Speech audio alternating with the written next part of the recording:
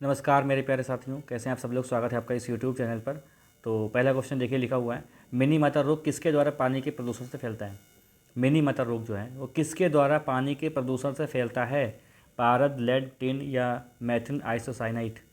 तो क्या हो जाएगा इसका उत्तर। इसका उत्तर हो जाएगा, देखिए ये जो मिनी मटर रोग है ना, ये जापान में हुआ था और ये पारा की जो है वृद्धि हो जाती है।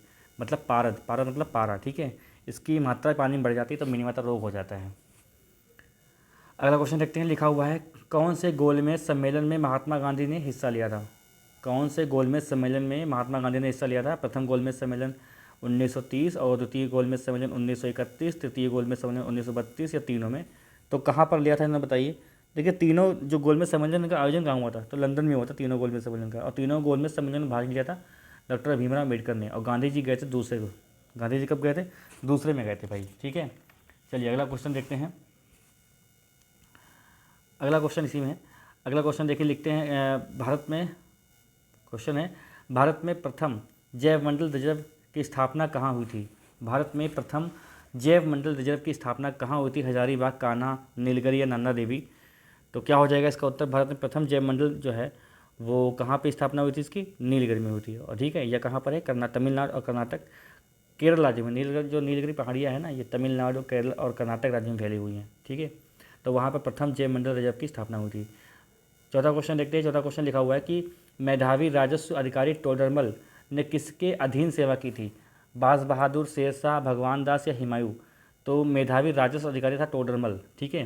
तो किसके अधीन सेवा की थी इन्होंने, तो ये किसके, सबसे पहले जो ना, सबसे पहले ये शेरशाह सूरी के अधीन सेवा की थी इन्होंने, ठीक है। सबसे पहले किसने, शेरशाह सूरी, और उसके बाद में अकबर के वित्त मंत्री बने थे ये, ठीक है। चलिए अगला क्वेश्चन देखते हैं। अगला क्वेश्चन हमारा पाँचवा प्रश्न है, रैंड किस देश की मुद्रा है। देखिए ये लाइव नहीं चल रहा है, ये रिकॉर्डेड वीडियो है, ठीक है। क्योंकि टाइम नहीं मिल पाएगा इसलिए मैंने पहले रिकॉर्ड कर लिया है। और ये ज़रूरी है कि हर रोज़ ये मतलब प्रैक्टिस सेट आपको देखने को मिलेगा। 9:30 बजे इसकी टाइमिंग रहेगी, रात में लाइव टेस्ट होगा। लेकिन कभी कभार अगर काम पड़ता है तो टेस्ट मिस नहीं होगा, भले वो रिकॉर्डेड वीडियो हो, ठीक है। तो रैंड किस देश की मुद्रा है। चैनल पर जो लोग नए हैं वो कृपया सब्सक्राइब कर लें, बेल आइकन दबाएं जिससे वीडियो का नोटिफिकेशन आपको मिलता रहे। रैंड किस देश की मुद्रा है। नॉर्वे, नमीबिया, ईरान या रोमानिया। रैंड तो किस देश की मुद्रा है ये, तो रैंड नाम मुद्रा जो है वो नमीबिया में है। कहाँ पर है, नमीबिया में इसका उत्तर हो जाएगा। चलिए अगला क्वेश्चन देखते हैं। अगला क्वेश्चन हमारा है कितने विश्व के कितने धरातल पर पानी है। 25%, 55%, 70% या 80%। ये क्वेश्चन बड़ा आसान है। तो पृथ्वी के लगभग 2/3 हिस्से पर पानी है, लगभग मतलब 70% के आसपास ये जो है बनता है, वहाँ पर पानी ही पानी है, ठीक है। मीठे पानी की सबसे बड़ा जलाशय क्या है। मीठे पानी का सबसे बड़ा जलाशय क्या है। झीलें, ग्लेशियर, भौमजल या तालाब। तो मीठे पानी का सबसे बड़ा जो है जलाशय क्या हो जाएगा, मीठे पानी का। तो मीठे पानी का अगर हम बात करें तो मीठे पानी का सबसे बड़ा जलाशय जो है वो ग्लेशियर है। कहाँ है भाई, ग्लेशियर है ये। तो ग्लेशियर से मीठे पानी का जो है 68.6% भाग जो है विद्यमान है, ठीक है। तो अगला क्वेश्चन देखते हैं। अगला क्वेश्चन हमारा 8वां हो जाएगा। ये बताइए क्योटो प्रोटोकॉल क्या है। क्योटो, देखिए जिसको वीडियो बहुत अजीब दिख रहा हो वो वीडियो को पोर्ट्रेट मोड में देखेगा, तब उसको समझ में आएगा अच्छे से, ठीक है। क्योटो प्रोटोकॉल क्या है। या ग्लोबल वार्मिंग को कम करने के उपाय करने के लिए देशों के बीच करार होता है, या अम्लीय वर्षा को कम करने के लिए, या प्रदूषण नियंत्रण के लिए, वृक्षारोपण के लिए, या ऊर्जा का प्रयोग शुरू करने के लिए। इसका आंसर क्या हो जाएगा, इसका आंसर हमारा क्या हो जाएगा। क्योटो प्रोटोकॉल जो है ना 1996 में किया गया था, और यह एक अंतर्राष्ट्रीय संधि है, ठीक है, जो ग्लोबल वार्मिंग को कम करने के लिए किया जाता है। ये क्योटो प्रोटोकॉल जो है वो ग्लोबल वार्मिंग को कम करने के लिए, ठीक है। चलिए अगला क्वेश्चन देखते हैं। अगला क्वेश्चन हमारा है भारतीय संविधान का कौन सा अनुच्छेद निर्वाचन आयोग से संबंधित है। भारतीय संविधान का कौन सा अनुच्छेद निर्वाचन आयोग से संबंधित है। अनुच्छेद 324, अनुच्छेद 352, अनुच्छेद 356, अनुच्छेद 360। तो अनुच्छेद कौन सा अनुच्छेद निर्वाचन आयोग से संबंधित है ये बताना है आपको। तो निर्वाचन आयोग से संबंधित कौन सा हमारा अनुच्छेद हो जाएगा, ये हो जाएगा। देखिए भाग 15 में इसका वर्णन है, अनुच्छेद 324 इसका राइट आंसर हो जाएगा। अनुच्छेद 324 से 329 तक इसका वर्णन किया गया है। राष्ट्रसंघ की स्थापना कब की गई थी। राष्ट्रसंघ की स्थापना कब की थी। तो राष्ट्रसंघ की स्थापना जो है प्रथम विश्व युद्ध के दौरान हुई थी, मतलब बाद में हुई थी 1920 में, ठीक है। ये राष्ट्रसंघ की स्थापना की गई थी, ठीक है। चलिए अगला क्वेश्चन देखते हैं। देखिए आप लोग चाहे तो वीडियो को पॉज करके अपना सा सोच सकते हैं, वरना अगर वीडियो को हम बहुत अगर रोक रोक के अगर बोलेंगे तो फिर जो है बहुत लंबा वीडियो हो जाएगा, क्योंकि 38 क्वेश्चन है, ठीक है। मांग वक्र कब आंतरित नहीं होता है। मांग वक्र कब आंतरित नहीं होता है, जब केवल वस्तुओं की कीमत बदलती है, जब केवल आय बदलती है, जब केवल एवजी उत्पादों की कीमतें बदलती हैं, जब विज्ञापन में व्यय के बदलाव में होता है। तो क्या हो जाएगा इसका उत्तर? इसका उत्तर क्या होगा? जब विज्ञापन व्यय में बदलाव, जब विज्ञापन व्यय में कोई बदलाव होता है तब मांग वक्र जो है आंतरिक नहीं होता। ठीक है, चलिए अगला क्वेश्चन देखते हैं। अरुंधति राय किस पुस्तक की लेखिका हैं? Arundhati Roy, My Childhood Days, God of Small Things, डिस्प्रेस या द टिन ड्रम। तो क्या हो जाएगा इसका उत्तर? अरुंधति राय की जो पुस्तक है वो हो जाएगी हमारी the God of Small things, ये इसकी पुस्तक का नाम हो जाएगा। ठीक है, गॉड ऑफ स्मॉल थिंग्स। जब एक्स वस्तु की एवजी, जब एक्स वस्तु की एवजी जो है की कीमत कम होती है तो एक्स की मांग बताओ बढ़ जाती है, कम हो जाती है, या अपरिवर्तित रहती है, या वर्तमान दर पर बढ़ती है। तो जब एक्स वस्तु की एवजी की कीमत कम होती है तो एक्स की मांग जो है ना वो क्या हो जाती है? तो एक्स की मांग जो है वो बढ़ जाती है। अगला क्वेश्चन देखिए, अगला क्वेश्चन है हमारा, जैव तंत्र की संख्या की दृष्टि से सर्वाधिक बहुतायत में कौन सा तत्व पाया जाता है? जैव तंत्र में संख्या की दृष्टि से सर्वाधिक बहुतायत में कौन सा तत्व पाया जाता है? कार्बन, नाइट्रोजन, हाइड्रोजन या ऑक्सीजन। तो क्या हो जाएगा इसका उत्तर? इसका उत्तर हमारा क्या हो जाएगा? इसका उत्तर हो जाएगा हमारा कार्बन। ठीक है, कार्बन इसका उत्तर हो जाएगा। अगला क्वेश्चन देखिए, अगला क्वेश्चन हमारा 15वां क्वेश्चन है कि यदि जाइलम और फ्लोएम को एक ही त्रिज्या में व्यवस्थित किया जाए तो ऐसे संवहन पुल को क्या कहते हैं? जब यदि जाइलम और फ्लोएम एक ही त्रिज्या में व्यवस्थित किया जाए तो ऐसे संवहन पुल को क्या कहते हैं? त्रिज्य कहते हैं, समपार्श्विक कहते हैं, या द्विसमपार्श्विक कहते हैं, या केंद्र कहते हैं। तो क्या कहते हैं इसको? ठीक है, इसको क्या कहते हैं? इसको क्या कहते हैं देखते हैं अभी। दोस्तों माफ़ करना, इसमें जो है क्वेश्चन का आंसर समझ में नहीं आ रहा है। ठीक है, जो आंसर दिया है वो अलग ही दिया है कुछ, तो इसको छोड़ते हैं, स्किप करते हैं। तो अगर आपको आता है तो उसका आंसर दीजिएगा जरूर। ठीक है, 16 प्रश्न देखते हैं। भारत में जन्मे विजय शेषाद्रि ने निम्नलिखित में से किस श्रेणी में प्रतिष्ठित 2014 पुलित्जर पुरस्कार जीता था? पुलित्जर पुरस्कार जीता था। तो ये जीता था किस में? ये कविता के क्षेत्र में जीता था इन्होंने। ठीक है, अगला क्वेश्चन देखते हैं। अगला क्वेश्चन हमारा है, यदि राष्ट्रपति त्यागपत्र देना चाहे तो वह अपना त्यागपत्र किसे संबोधित करेंगे? अगर राष्ट्रपति अपना त्यागपत्र देना चाहता है तो किसको संबोधित करेगा वो? बताइए किसको संबोधित करेगा वो? भारत के उपराष्ट्रपति को करेगा। ठीक है, अगला क्वेश्चन देखते हैं। अगला क्वेश्चन हमारा हो जाएगा 18 प्रश्न है कि निम्नलिखित में से कौन सी नदी हिमालय के पार से निकलती है? निम्नलिखित में से कौन सी नदी हिमालय के पार से निकलती है? हिमालय के पार से निकलती है। तो इसमें कौन सा हो जाएगा? गंगा, सिंधु, सरस्वती, यमुना। बताइए। तो यहाँ पर हो जाएगा सिंधु नदी। ठीक है, सिंधु नदी हो जाएगा। सिंधु नदी का उद्गम जो है तिब्बत के कैलाश मानसरोवर झील से होता है। ठीक है, अगला क्वेश्चन, इलाहाबाद स्तंभ शिलालेख किसने बनाया था? इलाहाबाद स्तंभ शिलालेख किसने बनाया था? विष्णुसेन या हरिसेन या महासेन या वीरसेन। तो इलाहाबाद स्तंभ शिलालेख जो है किसने बनाया था? तो इसमें जो है इलाहाबाद स्तंभ शिलालेख की रचना जो है समुद्रगुप्त के एक मंत्री था, इसका नाम था हरिसेन, इसने बनवाया था। ठीक है, समुद्रगुप्त का मंत्री था हरिसेन, इसने इलाहाबाद स्तंभ बनवाया था और यह चंपू काव्य शैली में है। ठीक है, अगला, कथकली नृत्य को प्रचलन किस राज्य में है? कथकली नृत्य का प्रचलन किस राज्य में है? ओडिशा, केरल, आंध्र प्रदेश, तमिलनाडु। कई बार क्वेश्चन पेपर में आया ये। तो कथकली जो है वो कहाँ से है? वो केरल से है। ठीक है, केरल का राज्य है ये, केरल का डांस है ये। ठीक है, किमोनो किस एशियाई देश की परिधान शैली है? किमोनो किस एशियाई देश की परिधान शैली है? चीन, जापान, कोरिया या लाओस।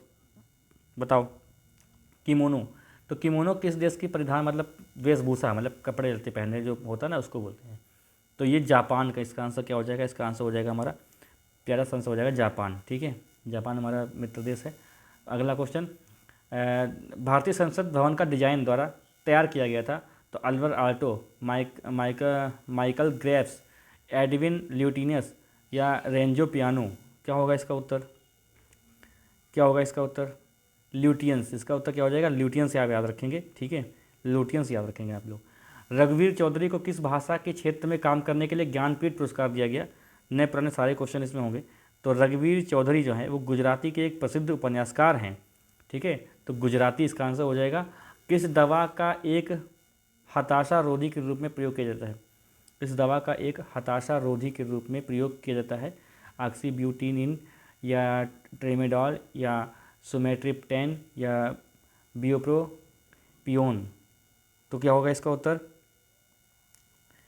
इसका उत्तर हमारा हो जाएगा ये ट्रेमेडोल। ठीक है। गाजर का नारंगी रंग किसकी वजह से होता है? गाजर का नारंगी रंग किसकी वजह से हो जाता है?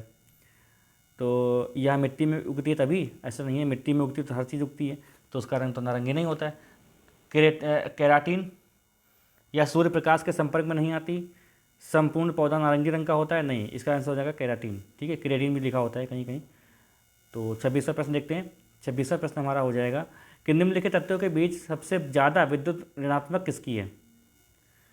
निम्नलिखित तत्वों के बीच सबसे ज़्यादा विद्युत ऋणात्मकता किसकी है? गैलियम, सोडियम, आर्सेनिक या सीजियम? क्या होगा इसका उत्तर? इसका उत्तर हमारा हो जाएगा आर्सेनिक। ठीक है। अगला क्वेश्चन देखते हैं। भारत में अधिकांश हवाई अड्डों का नाम दिया गया है। भारत में अधिकांश हवाई अड्डों का क्या नाम दिया गया है? स्थानों, उत्सवों, राजनीतिज्ञों या प्राणियों? क्या होगा इसका उत्तर? राजनीतिज्ञों इसका सही उत्तर है। ठीक है। चलिए अगला क्वेश्चन देखते हैं। भारत का सर्वाधिक ऊंचाई पर स्थित हवाई अड्डा कौन सा है? भारत का सर्वाधिक ऊंचाई पर स्थित हवाई अड्डा कौन सा है? धर्मशाला हवाई अड्डा, पिथौरागढ़ हवाई अड्डा, लेह हवाई अड्डा या देहरादून हवाई अड्डा? क्या होगा इसका उत्तर? तो ये लेह हवाई अड्डा जो है सबसे ऊंचाई पर स्थित है। विश्व की सबसे लंबी भूमि सीमा किन दो देशों के बीच स्थित है? ऑस्ट्रेलिया, न्यूजीलैंड, भारत, चीन, स्विट्जरलैंड, इटली, कनाडा और यूएसए। तो विश्व की सबसे लंबी भूमि सीमा किन दो देशों के बीच स्थित है, ये बताना है आपको। तो इसका आंसर क्या हो जाएगा? कनाडा और अमेरिका। ठीक है। अगला क्वेश्चन देखते हैं। तीसरा प्रश्न देखते हैं। तीसरा प्रश्न हमारा है, बीबी का मकबरा में स्थित एक कब्र है, इसका संबंध औरंगजेब के बेटे आजम शाह ने 1778 ईस्वी में निर्माण कराया था। ठीक है। तो बीबी का मकबरा ये है कहाँ बताइए? तो हैदराबाद, औरंगाबाद, लखनऊ या इलाहाबाद? बीबी का मकबरा जो है ना, ये एक कहते हैं तो ये आगरा के ताजमहल की फूहड़ नकल मानते हैं। तो औरंगजेब ने कहा था कि भैया ऐसा हम भी बनवाएंगे अपनी पत्नी के लिए। ठीक है। तो औरंगजेब के बेटे ने आजम शाह ने इसका निर्माण करवाया था। तो ये कहाँ पर है? तो ये बताना है आपको, ये कहाँ पर है? औरंगाबाद में है ये। ठीक है। कन्नौज की लड़ाई वर्ष लड़ी गई थी? कन्नौज की लड़ाई वर्ष में लड़ी गई थी 1764, 1526, 1540, 1857। तो कन्नौज की लड़ाई जो है ना, शेरशाह और हुमायूं के बीच में हुई थी। तो ये कन्नौज या इसको बोलते हैं बिलग्राम का युद्ध। तो ये इसका आंसर हो जाएगा 1540 ईस्वी। जावा को किस कंपनी ने विकसित किया है? जावा को किस कंपनी ने विकसित किया है? माइक्रोसॉफ्ट, सन, नोबेल या ओरेकल? तो जावा को किसने विकसित किया है? जावा को विकसित किया है सन ने। ठीक है। सन माइक्रोसिस्टम एक अमेरिकी कंपनी थी जो कंप्यूटर को इसमें जो है जावा को विकसित किया था। ठीक है। क्वांटम सिद्धांत की नींव स्थापना किसने की थी? क्वांटम सिद्धांत के नींव की स्थापना किसने की थी? Max Planck, Marx, Nicholas, Albert Einstein या अल्फ्रेड हिचकॉक? क्या होगा इसका उत्तर? मैक्स प्लॉक इसका आंसर हो जाएगा, मैक्स प्लॉन्क। अगला क्वेश्चन देखिए हमारा लिखा हुआ है कि भारतीय राष्ट्रपति को ले किसी भी हवाई जहाज़ को बुलाने का संकेत है। तो ये इसका उत्तर क्या हो जाएगा बताइए? भारतीय राष्ट्रपति को ले जाने का जो है एक होता है ना, तो वो उसका सिद्धांत कैसे है? भारतीय राष्ट्रपति को ले जाने वाले किसी भी हवाई जहाज़ को बुलाने का संकेत है। तो ये क्या हो जाएगा? इसका उत्तर क्या हो जाएगा बताइए भाई? एयर इंडिया 1, एयरफोर्स 1 या कोल्ड ईगल या फ्लाइट 101? तो इसका उत्तर क्या हो जाएगा? इसका उत्तर हो जाएगा एयर इंडिया 1। ठीक है। भारतीय संविधान का अनुच्छेद 32 इस भाग द्वारा प्रदत्त अधिकारों के प्रवर्तन के लिए उपचार किससे संबंधित है? भारतीय संविधान का अनुच्छेद 32 इस भाग द्वारा प्रदत्त अधिकारों के प्रवर्तन के लिए उपचार किससे संबंधित है? केंद्र सरकार, राज्य सरकार, भारतीय नागरिक के मौलिक अधिकार या राज्य के नीति निर्देशक सिद्धांत? इसका उत्तर क्या हो जाएगा? देखिए अनुच्छेद 32 जो है वो भारतीयों के मौलिक अधिकार से संबंधित है। तो ये जो है ये क्या होता है कि संवैधानिक उपचार होता है, ये संवैधानिक उपचार है ये। ठीक है। जिसको डॉक्टर भीमराव अम्बेडकर ने कहा है कि ये जो है संविधान की आत्मा कहा है। ठीक है। अगला क्वेश्चन देखते हैं। 36वां हमारा क्वेश्चन हो जाएगा कि उसे प्रथम भारतीय खिलाड़ी का नाम बताइए। उस प्रथम भारतीय खिलाड़ी का नाम बताइए जिसने ओलंपिक में व्यक्तिगत रजत पदक जीता था। अब इस क्वेश्चन का आंसर जो है बहुत लोग गलत दे देंगे। उस प्रथम भारतीय खिलाड़ी का नाम बताइए जिसने ओलंपिक में व्यक्तिगत रजत पदक जीता था। सुशील कुमार, राज्यवर्धन सिंह, अभिनव बिंद्रा या ध्यानचंद? क्या होगा इसका उत्तर? तो इसका उत्तर हो जाएगा राज्यवर्धन सिंह। ठीक है। इन्होंने क्या किया था कि वर्ष 2004 में ग्रीष्मकालीन ओलंपिक में एथेंस में डबल ट्रैप स्पर्धा में रजत पदक जीता था इन्होंने। ठीक है। चलिए निशानेबाज हैं ये। तो अगला क्वेश्चन देखिए हिंदू मुस्लिम एकता का प्रतीक सुलह कुल उत्सव आयोजित किया जाता है। हिंदू मुस्लिम एकता का प्रतीक सुलह कुल उत्सव आयोजित किया जाता है कहाँ पर? आगरा में, अलीगढ़ में, इटावा में या बाराबंकी में? सुलह कुल, तो सुलह कुल कहाँ पे आ जाएगा भाई? सुलह कुल, तो ये आगरा में। सुलह कुल कहाँ पर है? ये आगरा में आयोजित किया जाता है। ठीक है, अंतिम प्रश्न देखते हैं। अंतिम प्रश्न हमारा हो जाएगा, उत्तर प्रदेश में सस्य जलवायु क्षेत्रों की संख्या कितनी है? 5, 7, 9, 11। क्या होगा इसका उत्तर? इसका उत्तर क्या हो जाएगा? 9 संख्या है। ठीक है, तो 38 क्वेश्चन हो गए। आप लोग बताइएगा कितने आपके सही हुए। और ये टेस्ट सीरीज जो है आपकी रेगुलर चलती रहेगी, रेगुलर चलेगी। ठीक है, और अपने साथियों को वीडियो को शेयर किया करें, लाइक कर दें वीडियो को, प्यारी से कमेंट छोड़ दें। बाकी चैनल पर जो लोग अभी भी नए हैं वो कृपया सब्सक्राइब कर लें, बेल आइकन दबाएं, जिससे वीडियो का नोटिफिकेशन आपको मिलता रहे। मिलते हैं कल नेक्स्ट वीडियो में।